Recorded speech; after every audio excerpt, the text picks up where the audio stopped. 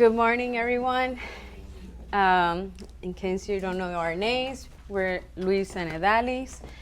Today, we're going to be talking about credit, typically big topic. We do apologize if we go a few minutes over. We're going to try not to, but we know a lot of time there's a lot of questions. Quick question for you guys. It's just that whatever guys are saying is getting the captions. Oh, okay. Quick question for you guys. Which chapter is the credit chapter in the Dave Ramsey book? Who read it? Just a quick question to me, who's reading the... Yeah, let's see who's reading the book. Who's reading the book? Quick. Okay. Which chapter is the credit report? Quick hint. It's a trick question. I just finished reading the chapter with the snowball. Okay. Well, which one is the credit one? I don't know. It's the That's you're correct. Yeah. No, he's correct. There's no chapter about credit. Dave Ramsey does not believe in credit scoring because to have a credit score, you have to have debt. And that's the reason this is a topic is a little bit outside Dave Ramsey because we know we need credit to buy house and buy cars, all that stuff. But this actually you will never find a credit chapter in Dave Ramsey. Yeah. So though there's not a topic like he mentioned, we're going to go over it because with today's economy, it's very hard to, let's say, acquire a home, acquire certain assets without at least an initial debt, right? However, keep in mind, we do teach in this class how to stay out of debt. So even though we do leverage debt to acquire some assets, in this example, like our homes, the idea is if you do leverage the debt, that we pay it off as soon as possible, right? So that's part of our class. So agenda here, we're going to be talking about building credit score, increasing your score, and disputing. Before we get to the technical part of credit, we always like to throw in some Bible verses that help us guide us through our finance. So Proverbs 22:7, the rich rule over the poor and the borrower is a servant to the lender. This is one that we've mentioned over and over in different classes, but it warns us about the dangers of debt and how it can lead to financial bondage. Romans 13:8, let no debt remain outstanding except the continuing debt to love one another, for whoever loves others has fulfilled the law. It encourages us to pay off debt and prioritizing love over financial obligations. Psalms 37:21, the righteous are generous and give, while the wicked borrow and don't pay back. It stresses the importance of integrity in repaying debt. And we can see Bible verses all over. There's hundreds of verses in the Bible that talks about stewardship and responsibility in our finances and being good stewards and paying off our debts. So what is credit score? Anyone? What is credit score? No? I'd like to say it's a third-party rating of the borrower's ability to repay a loan. Correct. That's exactly right. It's a 3-digit number that tell you how good are you for paying. Go from 300 to 850. And normally it's through the FICO Corporation. They're the one, but now there's a new one. There's a new one, but it's becoming the most popular. It's called Vantage Score. We're going to display that. That's the other player in town. It's the same. It's a 3-digit also. Yep. So it is a representation of your credit worthiness, right? So if you're trying to acquire a property, a car, and you need money to be able to purchase it, the bank needs to know if you're going to be able to pay it back to them, right? So they don't want to lend money unless they know if you're going to be able to pay it back to them. Okay. So the credit score, it reflects, like I mentioned, the credit worthiness, and And it's like a snapshot. So the score it's like a snapshot, but we're gonna learn later that the Vantage is a little bit different. But quick question for you guys in this one, because we want to know, we're going to want to use credit score as the credit as a leverage. What is the average interest rate right now in the U.S. as of last month, as May 27? 6.5%. No, that's the federal, not the credit card. Credit card, you talking about? Yes, the credit card interest rate, the one that you're really going to see. 6 point, that's the federal. 25.5. No. No, the per force, the one at the end of May 27 is 21.91%. That's the average one. Like 22%, that's the interest rate. Even we're talking about credit score and want to use as a leverage, I don't want you to pay 22% or interest rate. That's the reason we went to teach the class to pay quickly, because I don't want you to have 22. Yep. Another thing that we have here, quick question. How much is the debt of credit card in the US right now, of the US population? How many people or how No, much debt? how many, the total amount, in dollar Debt. amount? Oh, it's probably millions. Million? 6%. Mhm. I think it would be, 1.1 trillion dollars.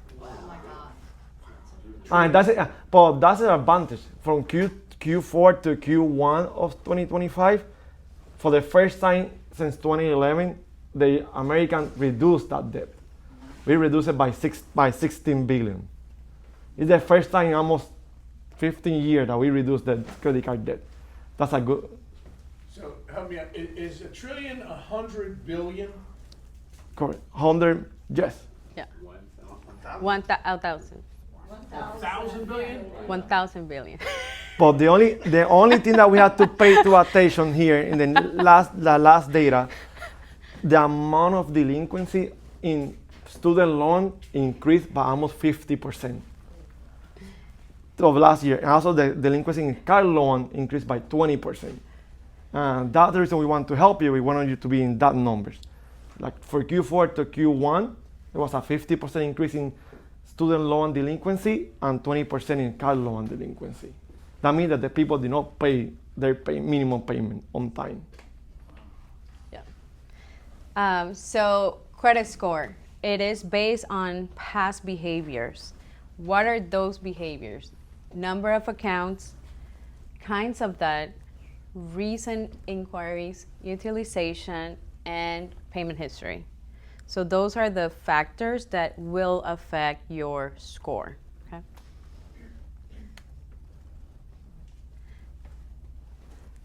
There's 3 companies that are the main one that calculate the credit score. It's going to be TransUnion, Equifax, and Experience. They're private company. People think they're public company. They're 3 for-profit companies that calculate the score for you. And they use this credit score because without that credit score, you cannot do anything here. Most of the state, like the other day, we went. If you're going to have a utility bill, they're going to ask for the credit score to see if you can have the credit, you can pay your utility. That's how important the credit score right now. Mm-hmm. So why does it matter?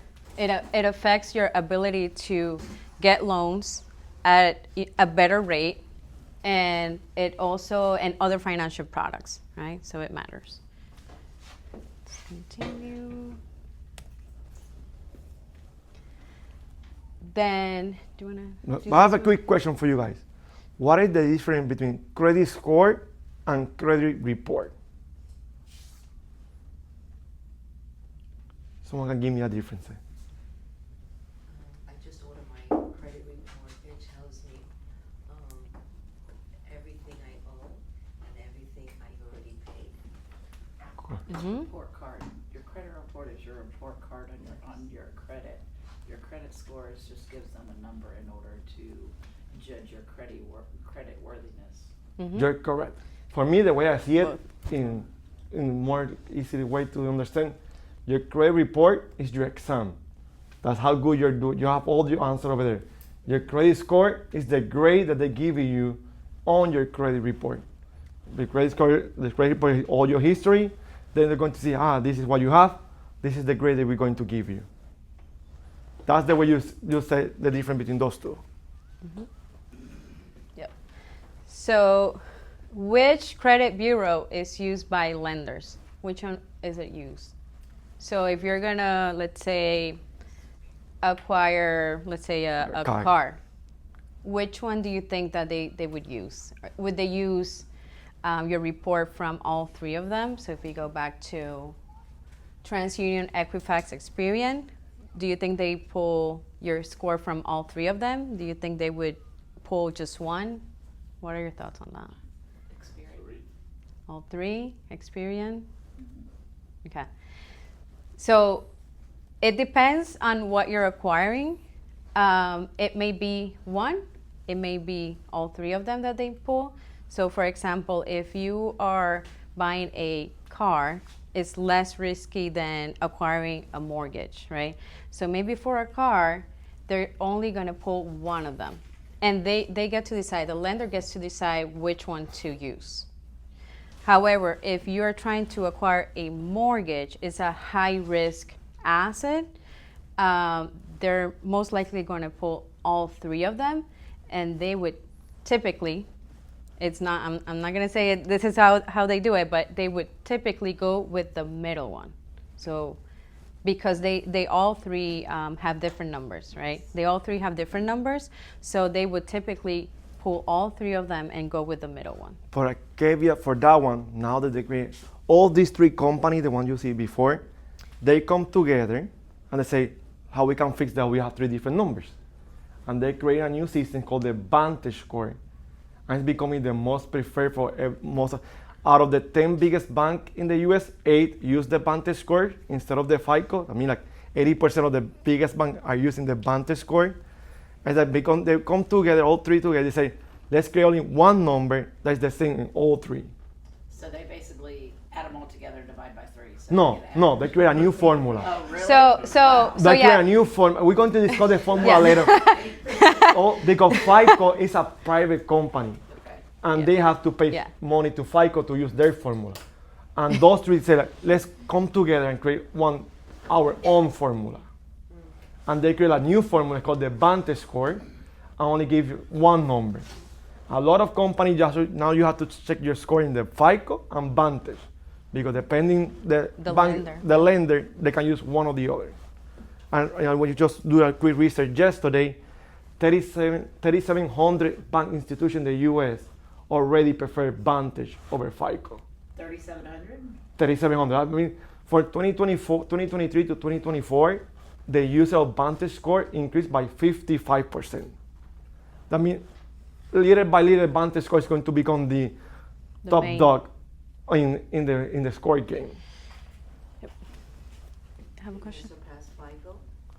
Not right now, but they're in their way to go to surpass FICO, because only one number, and a lot of institutions prefer to use one number than three.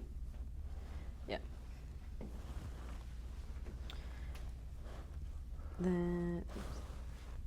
Okay. So how is FICO calculated? How is it calculated? Similar to what I mentioned before, it's based off payment history, total debt owed, length of credit history, new or recent credit, types of credit. So although we know what goes into these formula, there's not an exact formula. It's not available for us, the formula that they use to calculate the FICO. So we look at behavior. So this is how we figure out, okay, so if I need to increase my credit score, I'm gonna look at my behavior. Well, which one of these five is that? They use calculate weighted average formula. I mean, each one of these over here have a different weight in the formula. Which one of these five have the biggest weight? How much out of 100%? Mm-hmm. Yes. Out of 100. How much? 60? Okay. I would say probably 50. 50? Which one? The Payment history? payment history, yeah. Okay. So payment history is correct. is the biggest one, but it's 35%. 35%. That means that your payment history is the one that's going to affect your score the most. Okay. And that's the reason we say, like, when you close, many people, when they close their mortgage loan and they see the credit score going down, it's because they lost, mostly the people lost their bigger history in their credit score. That's the reason, I pay my mortgage, why my credit score go down? 35% of your credit score is your payment history. And most of the people, mortgage is the longer history in their credit score. If you lose it, you lose 35% of that weighted average. Yep. Just in case. Don't get scared if you pay your mortgage and your credit score go down, it's because of that. Yeah, it goes temporarily down. Eventually, it will go back up. Okay. So if you can pay off your home, pay it off. Yeah. That's the bottom line. Because a lot of people say, well, but if I pay it off, my credit score is gonna go down. Unless you have other financial plans that you're trying to acquire, other big purchases, I would feel absolutely blessed if I can pay off my mortgage, right? Well, I wouldn't mind if my score goes down. It doesn't matter. Like, I already paid my mortgage, right? Yeah, Like, most it people doesn't- are gonna pay off a house and just turn around and get another one right away. Yeah. So, you know, Yeah. most people. Yep. But it goes down temporarily. But if you continue with the principles, right? If you continue with the principles of paying everything on time, and your behaviors are still correct, and your history, it will go back up. Okay. So your behaviors will make it go back up. It's just that it will temporarily go down. The second one is the amount owed. That's what we call how much utilization you're using. That means utilization means, let's sample when you see your credit card, they tell you, you have a $10,000 to use it. How much utilization do you think you can use before your credit score starts going down? Out of $10,000. Let's see your credit card give you $10,000. How much money you can use until your credit score start going down? Out of 10,000. 9,000? 3,000? More than 30%? More than 30% is like your credit score do not get affected, but you use 50.1 or more, that means $5,000 or more, your credit score goes down. Yeah, it's like it's. But gonna, if you want your credit 30 to 50, it's like nothing happened. You're good. If you want your credit score to go up, that means you have to be below the 30%. That means if you have $10,000 credit card amount, you have to be below $3,000. If you're over 3,000, it's not going to affect your credit score. Yep. You need to be below the 3,000 to credit score to go up. Yeah. If you want to increase your credit score. So anything over 50% utilization is going to make you lose the most amount of points. Anything under 50% down to 30%, it's good. It's not going to make you lose the Okay. most amount of points. It's also not going to make you gain the most amount of points. So if you really want to significantly increase your score, the ideal is that you're under 10%. So under 10% will give you the most amount of points. In the example, the $10,000, that means you have to be below $1,000. Would that be for sum of all accounts or each individual? No, the sum of all your accounts. Because that one, they're going to say how much credit you have available. They're going to say, you have 10,000 this credit card. You have your mortgage over here, your car loan. They're going to add all the things that you have available and how much have you used of your credit available. And that's how they make the calculation. They only use the 10,000 only to give a quick sample, but it's the sum of all your available credit. Yes. Yeah, so if you have, let's say, A line of credit, if you have Yeah. your own business, you have a line of credit, you say Yeah. they give you, you have $50,000 for your line of credit, that's going to be part of the calculation. yeah. Or if you have, for example, like 2 credit cards, it's gonna be the sum of both. So how much you have available between both, and how available and used, it adds it up together. Okay.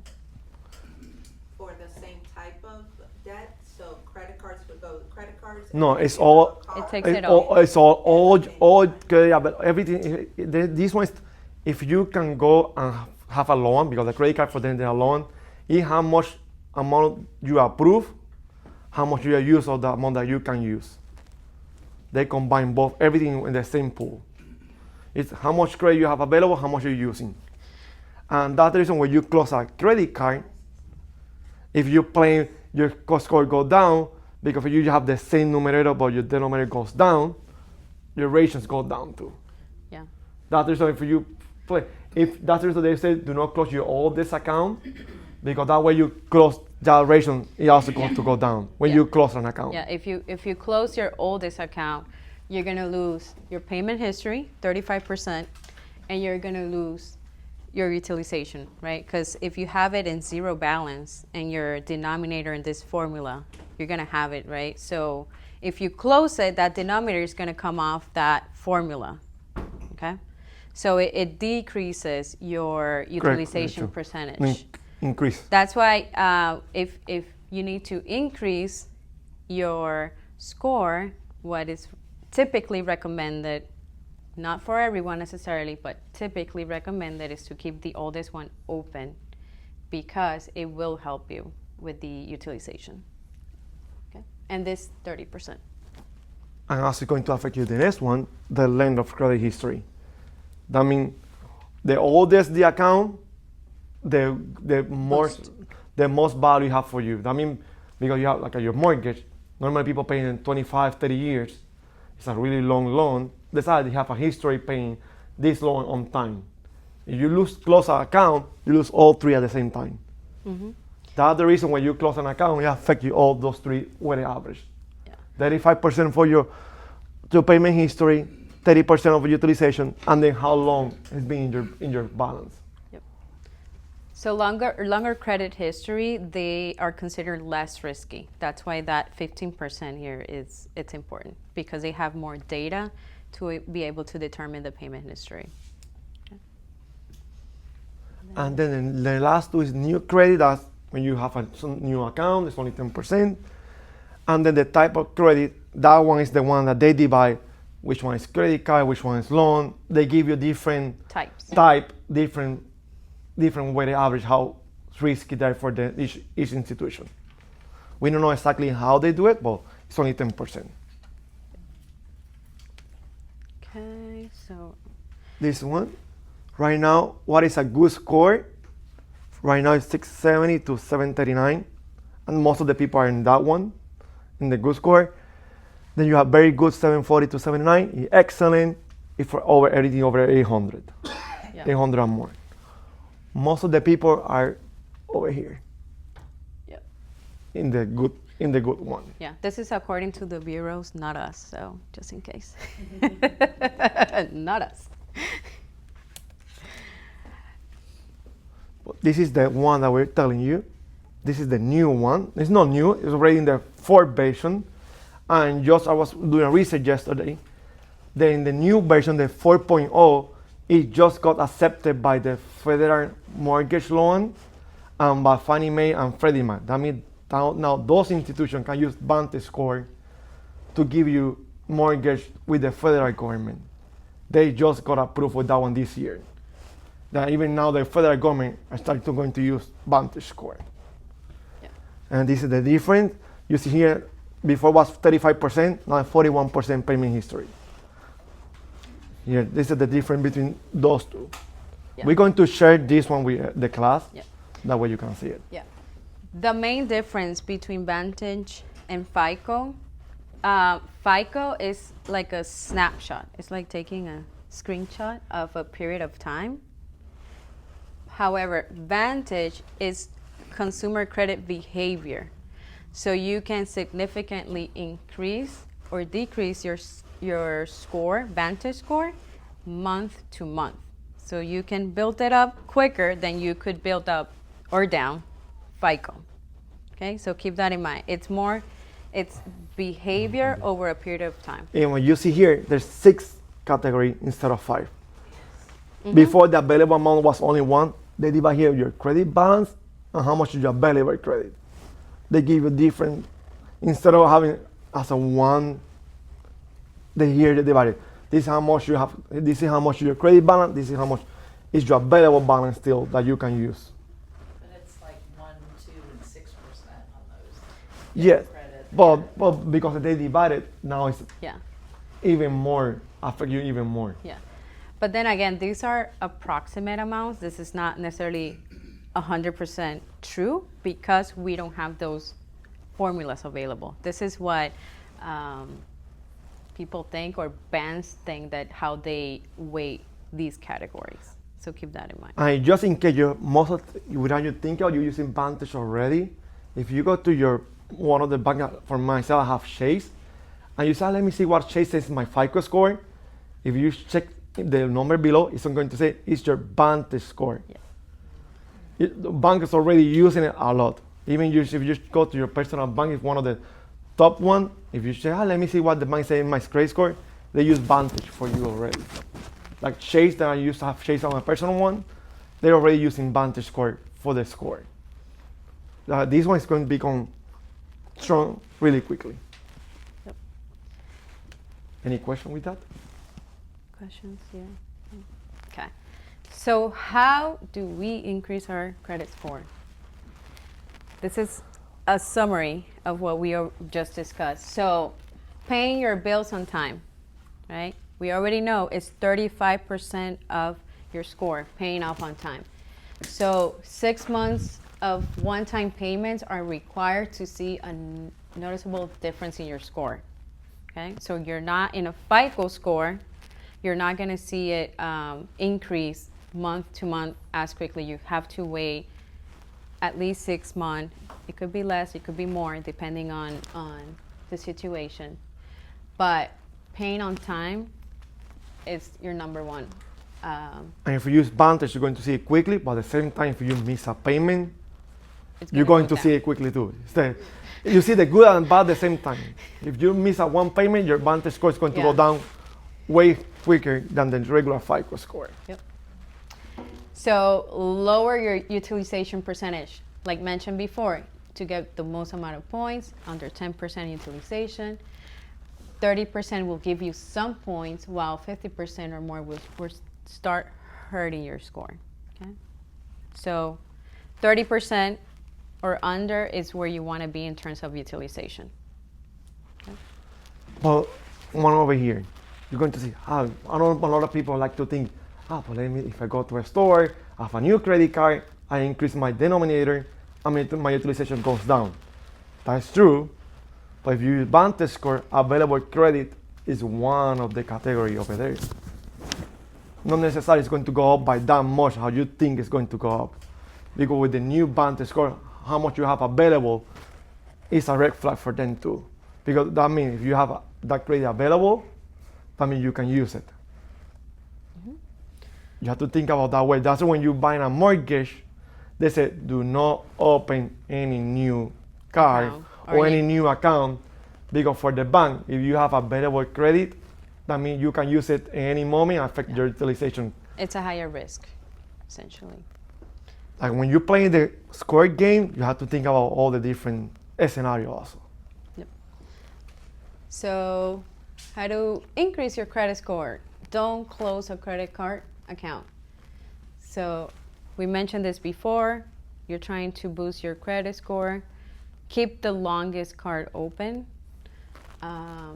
so that it keeps your payment history. There may be some instances where it may make sense to close it, like, I don't know, like a store credit card. Maybe you're never going to use that. It's like a very small amount of credit in that line, so maybe it could make sense.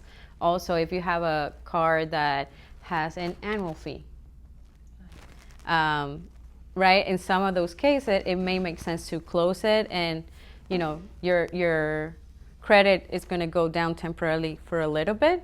But if you're not using it and you don't want to pay for the fees, then in those type of cases, we may suggest, okay, it may make sense to close it. But if it's your regular credit card, the one that you've had for the longest time, you're trying to increase, we would suggest to keep it open. And then the last one here, correct any errors on your credit report. That would be our next topic, but a lot of times your credit reports will have errors. No, Like him. No, like my father, just in yeah. case. That's My good. father was trying to buy a investment home the other day. They have to have a credit report. When he did the credit report, he found someone robbed his identity and Yes. bought a house in Minnesota. And he didn't knew because the guy was paying the mortgage on time. He didn't affect his credit score because the guy was paying his score. But when he went to buy the investment home, it's like, you buy a house in Minnesota? No, I've never been in Minnesota. I mean, that's the reason you have to check your credit score. You say because your number is not going out. You don't know if the guy that stole your identity is paying great, but now we have to fix that one. Yep. So before we jump to that last topic, and we only have a few minutes left, when you're trying to increase your score, if there's one thing to take from this is do not chase the number. Follow the principle. If you pay on time, if you pay on time, we already know the behaviors that affect our credit score. Follow the principles. It will go up eventually. So don't get stuck on looking at a number. Just follow the principle. Let me pay on time. Let me keep my utilization as low as I can. If you're working on your snowball, like it was discussed last week, if you follow that, you will see that your credit score is going to go up. And the last topic, in the missed payment, do not get so stressed out if you miss one payment, because the institution is the one responsible to communicate to the report agency if you miss it. If it's a small amount, they prefer you to pay it than for them to do all the paperwork normally. But you have, remember, if you miss one, you have to pay twice. The one that you missed and the current month. If not, you're always going to have a running late payment. But there's some specific loan. That's where I brought the student loan. You miss one student loan payment, they're going to report it quickly. It's the same with the mortgage. Whatever is financed with the federal government, if you miss one payment, it's going to affect your credit report quickly. I mean, if you have a federal government loan, pay it, do not miss any payment. Like the mortgage or student loans. That's the reason when I told you the credit loan was increasing, that they put like a big number, is because that one affect you quickly. Yep. So every year you can go on annualcreditreport.com. You can get a free report of all three, like from all three of your bureaus. And what we would suggest on you doing is to go and check if there's any errors. Is there any account that doesn't belong to you? Is there and check, like mentioned here, identifying personal information, mix, accounts that don't belong to you, any duplicates. Sometimes, when someone is putting in the data, they put it in twice because, I don't know, they were chatting with a neighbor, drinking coffee. They may put it twice in there. So there's human errors into these reports a lot of time. So go through it every year and take a look. Is everything in this report actually yours? Does it belong to you? If there's any error in it, what we would suggest is for you to go into consumerfinance.gov. There's some dispute letters. You can write dispute letters directly to either the lender, the bureaus, or if you have a debt already in collections. Okay? And just something here, we know it's not here. If it's that someone stole your identity, like my father, there's a webpage called identitytheft.gov. You report it. And that's the way you report. That's your first step. You go over there, make the report, and then you go to the different agency. But they're going to ask you over, did you report this in the identity theft? If you don't have that first step, they're not going to listen to you. Are these people go to jail? What happened to them? That depends if the FBI get involved or not. But They won't. they won't. If they cross a state, that's the when the federal government, the Yeah. FBI get involved. But I think most of the time they just fix it and for But- you. Many years ago, Kenny got somebody that used his name to buy a property, make Mhm. a mess, and never turned out. But Yeah. that is what you need. If someone stole your identity and you know that someone stole it, the first step is to go to identitytheft.gov And report it. and report it over there, and then you can go to the police or any agency because they're going to ask you for the case number. And the only way to have that case number is doing that first step. Yep. So if you do find an error in your reports, we always recommend to mail it. Why? Because the agencies, they have a certain amount of days that they're required to reply back to you. If they don't, they have to clear it. Okay? So, and we know that government is not the most efficient or the quickest agencies, right? Or even for some of these collection, if it's with collection, they're not necessarily the quickest. So we always recommend to send it via mail, keep maybe like a certified mail so that you have some evidence. Just mail it, and then if they don't clear it or they don't respond to you by a certain amount of days, sometimes it could be 30 days, 90 days. If they don't reply back by that time frame, they're required to take it off and clear it from your report. And that's going to happen because the burden of proving the debt is not yours. It's the lender, is the one that have to prove that you owe that money. It's not you that you have to pay. They have to prove to you that they have the support that you owe that money to them. They take it off the credit report, but the amount still stays. No, they have If to take it's an error, everything. they need to take it They off. take out because they have to prove to you that you owe that money to them. Yeah. Like they said, you have this credit card with a JCPenney, for example. JCPenney have to prove that you have that debt with them, not you, that you owe that money.